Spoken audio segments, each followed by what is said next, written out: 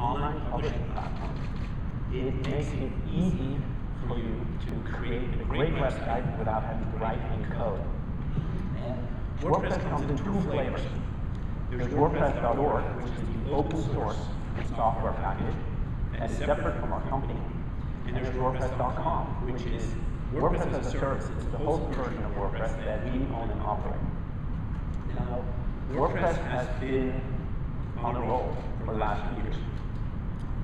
This is a chart that shows the total number of active WordPress sites in the world.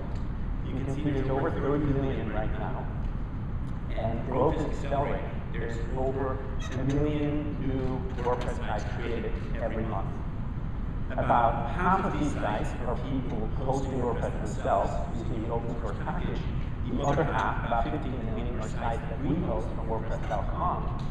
And the sites that we host attract an audience of about 250 million people every month. So it's one of the largest audiences on the internet, and it's just half of WordPress. Another stat we like is that about 8.5% of all the sites on the internet are powered by WordPress these days.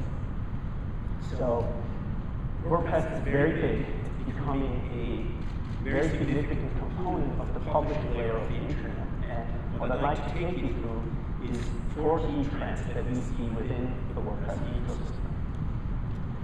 The first trend we see is that WordPress is clearly known as a blogging platform, a very large blogging platform, probably the biggest one in the world at this point. But what we see is more and more people using WordPress to create websites, not just blogs. And also, really, blogs and websites are kind of starting to look alike.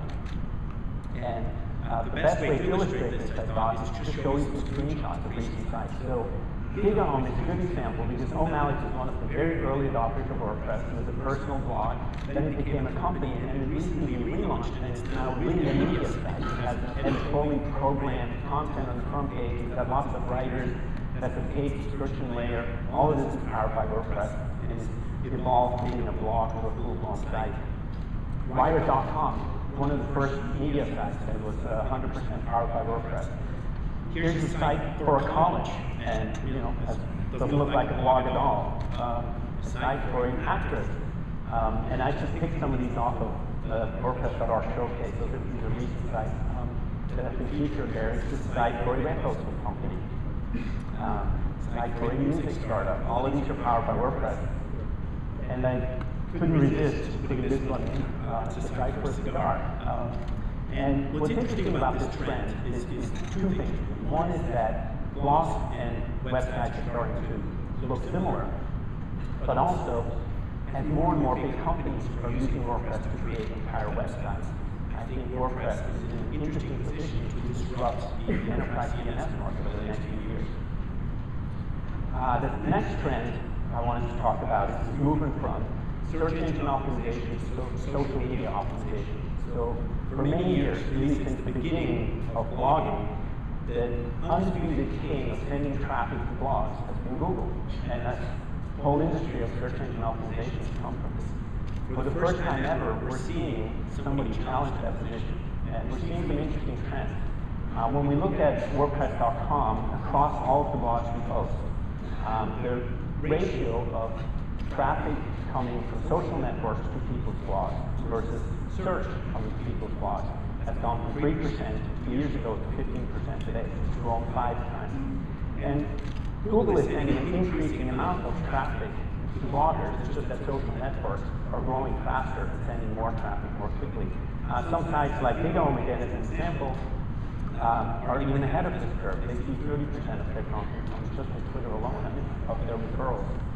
And then an example from outside of WordPress, a site called Bandcamp. They host musicians and bands and host their music. And they saw last month that Facebook, for the first time, became the #1 referrer to their band's websites. They passed Google and became the #1. So very interesting trend because you're starting to see somebody challenge the dominance of Google there. The third trend I want to touch on, and I have a picture for this, a stat for this as well, is mobile publishing. This relates to what Brian was just talking about.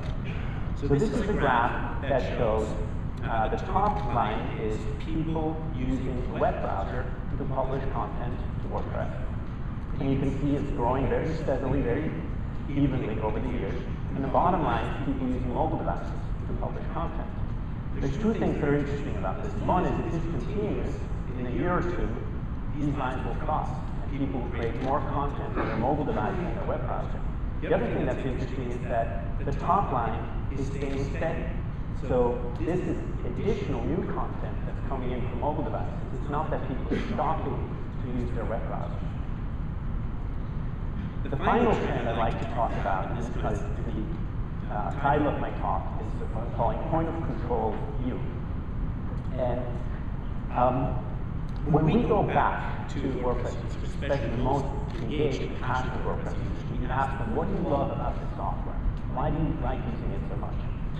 We get back a variety of answers, but there's an underlying theme.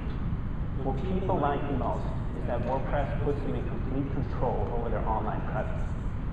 What this means for people is slightly different things. A lot of people really want to have complete control over what their site, and in some ways themselves or their companies, look like online. They want to have control over where their content goes. They don't want to give it to somebody else. They want to decide if they have ads or not. And for a lot of people, this moves into the space of online reputation and privacy. And the trend is that people want to have more control over this. Now, to find out what's really enabling this, I think we have to go one level deeper. What's really empowering people to be in control of all of this is to have your own domain. And I realize this is a somewhat old-fashioned thing to say, but if you want to become your own point of control on the internet, the best way to do that is still to get a domain and create your own website. It is the difference between being a name on somebody else's domain versus having your own. And I don't want to pick on Facebook here. You can put Twitter there, or Google, or Yahoo, or WordPress for that matter. Anybody who wants to own or control your online identity would love for you to do that on their domain. Because that is then a single point of control versus 124 million points of control, which happens to be the number of active domains on the internet. Now the trend we believe in is that over time, people want more control rather than less control. As we put more and more, especially of our personal things on the internet, we're going to want to do more of this. And we believe that this is fundamentally what's driving the growth of a platform like WordPress. We also see this in our stats. This is a graph. We sell domains, WordPress.com. This is a graph of our domain sales. And domains are the best-selling and fastest-growing upgrade that we sell in our system. Now, the final thought I would like to leave you with is that when it comes to online identity, I actually think it's very much early days. I think the solution that people really want, nobody's offering right now. I think what we want is we want both the independence we get from controlling our own site and our own identity, but we also want the connection we get from being part of the social network. I think the next generation of online identity solutions will be offering both of these things together. Thank you.